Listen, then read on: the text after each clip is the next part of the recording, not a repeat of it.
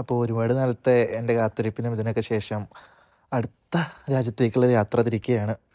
അയർലൻഡിലോട്ടാണ് ഇപ്രാവശ്യം യാത്ര. എൻ്റെ മൂത്ത ബ്രദറിൻ്റെ വീട് അവിടെയാണ് ശരിക്ക്. അപ്പോൾ ഒരു പർപ്പസും കൂടി ഉണ്ട് ശരിക്കും ഇതിന് പിന്നിൽ, അത് ഞാൻ പിന്നീട് പറയാം.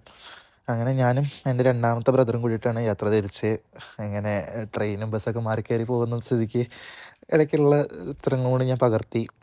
പോകുന്ന വഴി നല്ല രസമായിരുന്നു കേട്ടോ. ശരിക്കും ഫുൾ പച്ചപ്പും സംഭവങ്ങളൊക്കെ ആയിട്ട് പശുക്കളും ഇതൊക്കെ നമുക്ക് കാണാൻ പറ്റുന്നതിൻ്റെ ഇടയിൽ. അങ്ങനെ ട്രെയിനൊക്കെ ഇറങ്ങി നേരെ ഇവരുടെ സ്റ്റേഷനായ മേലോ സ്റ്റേഷനിൽ ഇറങ്ങിയിട്ട് ഞങ്ങളിത് പുറത്തേക്ക് കിടക്കുകയാണ്. പുറത്ത് കിടന്ന് കുറച്ച് നേരം കഴിയുമ്പോൾ തന്നെ ചേച്ചിയും ചേട്ടനും പിക്ക് ചെയ്യാൻ വേണ്ടിയിട്ട് അവിടെ എത്തിയിട്ടുണ്ടായിരുന്നു. സർപ്രൈസ് ആര് ഫസ്റ്റ് കൊടുക്കുമെന്നുള്ള ടെൻഷനിലായതുകൊണ്ട് അവരും വീഡിയോ എടുക്കാൻ നിൽക്കുകയായിരുന്നു, ഞങ്ങളും വീഡിയോ എടുത്തുകൊണ്ടിരിക്കുകയായിരുന്നു. അങ്ങനെ ഞങ്ങൾ പെട്ടിയും സാധനങ്ങളൊക്കെ കയറ്റി അങ്ങനെ നേരത്തെ അവരുടെ പുതിയ വീട്ടിലോട്ടുള്ള അതിൻ്റെ ഫ്രണ്ടിലേക്ക് ഇങ്ങനെ പോയിക്കൊണ്ടിരിക്കുകയാണ്. അപ്പോൾ അത്യാവശ്യം നാളത്തെ അവരുടെ സ്വപ്നമായിരുന്നു ഒരു വീടെന്നുള്ളത്. അതൊക്കെ അവരിങ്ങനെ ഇതായിട്ട് ഞങ്ങളെ വാങ്ങിച്ചതിന് ശേഷം ഞങ്ങളെ വീട്ടിലേക്ക് ക്ഷണിച്ചതാണ്. അങ്ങനെ ഞങ്ങളിത് അവർ താമസിക്കുന്ന വില്ലയുടെ അവിടേക്കൊക്കെ എത്തി. അങ്ങനെ നടന്ന് കണ്ടുപിടിക്കാത്തത് കൊണ്ട് തന്നെ പെട്ടെന്ന് എളുപ്പത്തിൽ തന്നെ അവിടെ എത്തിയായിരുന്നു. തൊട്ടടുത്ത് തന്നെയായിരുന്നു വീടുണ്ടായിരുന്നത്. അപ്പോൾ അവിടുത്തെ പണി നടന്നുകൊണ്ടിരിക്കുകയാണ് ഓൾറെഡി. അങ്ങനെ വീട് കണ്ട ഒരു രക്ഷയില്ലായിരുന്നു ശരിക്കും പറഞ്ഞു കഴിഞ്ഞാൽ. അങ്ങനെ റോസ് ഗാർഡൻ എന്ന പേരുള്ള ഈ വീട് അവർ സ്വന്തമാക്കിയിരിക്കുകയാണ്. ഭയങ്കര സന്തോഷമായിരുന്നു ശരിക്കും പറഞ്ഞു കഴിഞ്ഞാൽ എന്തായാലും. കാരണം സ്വന്തം ചേട്ടൻ ഇങ്ങനെ അയർലാൻഡ് എന്നുള്ളൊരു സ്ഥലത്ത് വീട് സ്വന്തമാക്കുക എന്ന് പറയുമ്പോൾ ഒരു സാറ്റിസ്ഫാക്ഷൻ മൊമെൻറ്റ് നന്നായിട്ടുണ്ടായിരുന്നു. അങ്ങനെ ഇതായിരുന്നു വീടിൻ്റെ ആ ഒരു വ്യൂ. അധികം നേരം പറഞ്ഞ് വെറുപ്പിക്കുന്നില്ല. ഞാൻ വീട്ടിലെ കുറച്ച് വ്യൂസ് കാണിച്ചതിന് ശേഷം ഇന്നത്തെ അയർലാൻഡിലത്തെ യാത്രയെ പറ്റിയിട്ടും അവിടെ കാണാൻ പോയ സ്ഥലത്തിനെ പറ്റിയിട്ടുള്ള കാര്യങ്ങളൊക്കെ പറയാം. എന്തായാലും ഇതിൻ്റെ ഒപ്പം ഞാൻ ചെറുതായിട്ട് ഇവിടുത്തെ വീടിൻ്റെ കാര്യങ്ങൾ കൂടി ജസ്റ്റ് കാണിക്കുന്നുണ്ട്.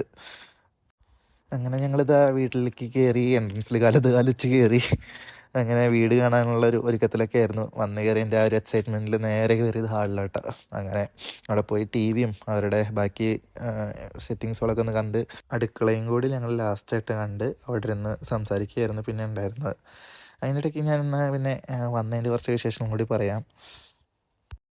ഏകദേശം രാവിലെ ഒരു 7 മണിയാകുമ്പോൾ ന്യൂറിൽ നിന്ന് പുറപ്പെട്ട് ഞാൻ ഒരു 12 മണിയാകുമ്പോഴേക്കും അവിടെ എത്തി. ഒരു 4 മണിക്കൂർ ഒക്കെ യാത്ര, 4-4.5 മണിക്കൂർ യാത്രയായിരുന്നു.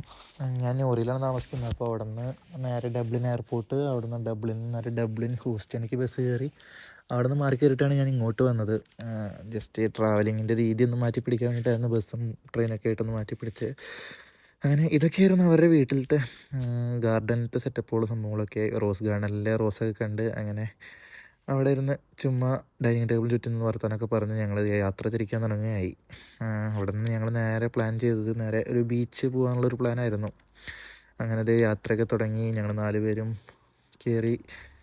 അങ്ങനെ ഇന്നത്തെ ദിവസം മൊത്തം ബീച്ചിൽ തന്നെ സ്പെൻഡ് ചെയ്യാനുള്ള രീതിക്കായിരുന്നു. വന്ന ദിവസമായതുകൊണ്ട് തന്നെ അധികം സ്ഥലങ്ങളൊന്നും കവർ ചെയ്യുന്നില്ല. അങ്ങനെ നേരെ ഞങ്ങൾ അവിടെ അയർലാൻഡിലെ ക്ലൊണാക്കിൽറ്റി എന്ന് പറഞ്ഞിട്ടുള്ളൊരു സ്ഥലത്തെ ബീച്ചിലേക്കാണ് ഞങ്ങൾ പോയത്. ഇഞ്ചിഡോണി എന്നാണ് ബീച്ചിൻ്റെ പേര്. നല്ല ബീച്ച് തന്നെയായിരുന്നു. നാട്ടിലെ പോലെ തന്നെ നല്ല തിരമാലയും സംഭവങ്ങളൊക്കെ ആയിട്ട് ഞങ്ങൾ വീഡിയോസ് എടുക്കലും പരിപാടിയൊക്കെ ആയിട്ട് അങ്ങനെ ഇങ്ങനെ ഒരു ഹസ്കിയും സംഭവങ്ങളൊക്കെ ആയിട്ട് മൊത്തം അടിച്ചു പൊളിച്ച് അങ്ങനെ പോവുകയായിരുന്നു. ഇതായിരുന്നു അതിൻ്റെ ഒരു ഏരിയൽ വ്യൂ ആയിട്ടുണ്ടായിരുന്നു. നല്ലൊരു ബീച്ച് തന്നെയായിരുന്നു. നീല കളർ വരുന്നുണ്ടായിരുന്നു ഈ സണ്ണി ആകുമ്പോൾ സമയത്ത്.